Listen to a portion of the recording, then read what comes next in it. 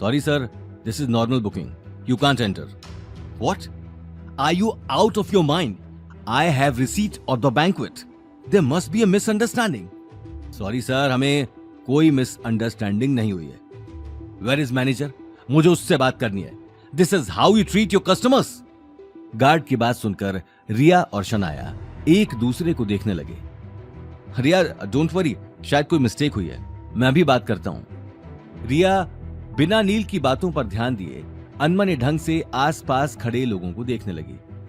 नील, छोड़ो, हम लोग कहीं और चलते हैं. मैनेजर से भी बात करके टाइम वेस्ट ही होगा. नो वे, हम आज लंच करेंगे तो यहीं करेंगे. मैंने तुमसे वादा किया है, बस एक बार मैनेजर को आने दो. रिया नील की जिद के आगे कुछ कह नहीं पाई. वहीं दूसरी तरफ नील की तेज आवाज सुनकर गार्ड ने उसी वक्त मैनेजर को बुलाकर सारी बात बता दी. I am so sorry sir, लेकिन आपके शोर शराबे से हमारे गेस्ट परेशान हो रहे हैं. अरे लेकिन मेरी बुकिंग है, मुझे अंदर जाने दो. सर, आप समझ क्यों नहीं रहे?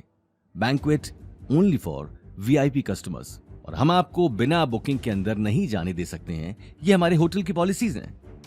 मैनेजर, तुम बहुत बड़ी गलती कर रहे हो. तुम जानते नहीं हो कि मैं कौन हूं. मेरा नाम नील अग्रवाल है और सर, मुझे आपको जानने में कोई दिलचस्पी नहीं है.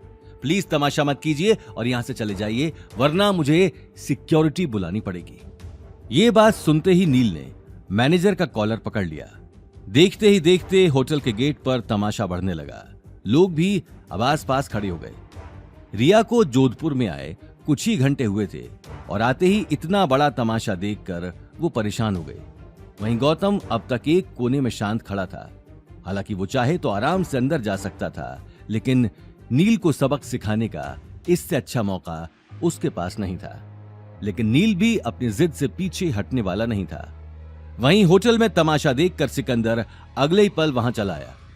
क्या हो रहा है? सर देखिए, नहीं समझ नहीं रहे और बैंकेट हॉल में जाने की जिद कर रहे हैं. इससे पहले कि मैनेजर अपनी बात पूरी करता, सिकंदर की नजर गौतम पर चली गई. लेकिन गौतम ने उसी वक्त अपने हाथ के इशारे से खुद को पहचानने से मना कर दिया. सिकंदर समझ चुका था कि गौतम अपनी पहचान किसी को बताना नहीं चाहता था. उसने उसी वक्त आगे आकर कहा, हम सॉरी सर, मेरा स्टाफ आपको पहचान नहीं पाया और आपको इतनी परेशानी उठानी पड़ी. मैं अपने स्टाफ की तरफ से आपसे माफी मांगता हूं. आप अंदर जा सकते हैं. गार्ड, सर को अंदर जाने दो. ये बात सुनते ही मैनेजर और गार्ड्स ने अपना सिर झुका लिया. वो अब नील को बहुत बड़ा आदमी समझ रहे थे. नील को अपनी आंखों पर यकीन नहीं हो रहा था. उसने अगले ही पल अकड़ में अपनी छाती चौड़ी कर ली और रिया को देखने लगा. इस बार तो मैं तुम्हें माफ कर रहा हूं, लेकिन अगली बार इस तरह की हरकत की तो मुझसे बुरा कोई नहीं होगा. Yes sir.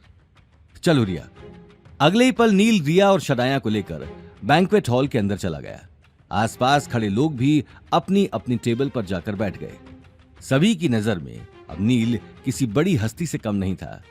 लेकिन इस बात की सच्चाई सिर्फ गौतम और सिकंदर ही जानते थे. इसलिए उन तीनों के अंदर जाते ही गौतम सिकंदर के पास आ गया. थैंक यू मिस्टर सिकंदर, और सॉरी अगर उसने... नहीं सर, कैसी बातें कर रहे हैं. आपके गेस्ट हमारे गेस्ट हैं. मैनेजर, देखना सर को कोई परेशानी ना हो. Yes sir.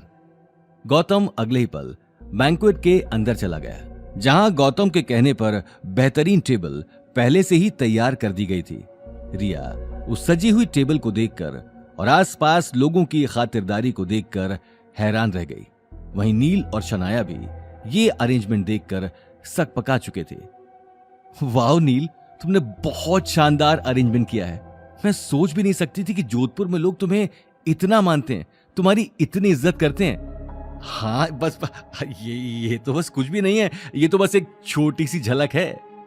ये कहते हुए नील अपने सिर से पसीना साफ करने लगा. गौतम एकटक उसे देखकर मुस्कुरा रहा था. अब इसे क्या बताऊं कि इतनी सजावट और खातिरदारी की तो मैंने भी उम्मीद नहीं की थी. कहीं ये लोग मुझे कोई और तो नहीं समझ रहे. हे भगवान, बस कुछ घंटे और ये ड्रामा संभाल लेना, मेरी रिया के सामने इज्जत रह जाएगी. ये बात कहते हुए नील अगले ही पल हॉल के बीचों बीच रखी टेबल पर बैठ गया. रिया और शनाया भी मुस्कुराते हुए उसके पास बैठ गए. लेकिन गौतम अभी तक थोड़ी ही दूरी पर खड़ा होकर उन्हें देख रहा था. गौतम को खड़ा देखकर सिकंदर भी उसके पास आ गया. आगे की कहानी जानने के लिए देखिए अगला एपिसोड सिर्फ पॉकेट एफएम के यूट्यूब चैनल पर और रॉयल वारिस के सारे एपिसोड्स को सुनने के लिए डिस्क्रिप्शन में दी लिंक से डाउनलोड करें पॉकेट एफएम ऐप।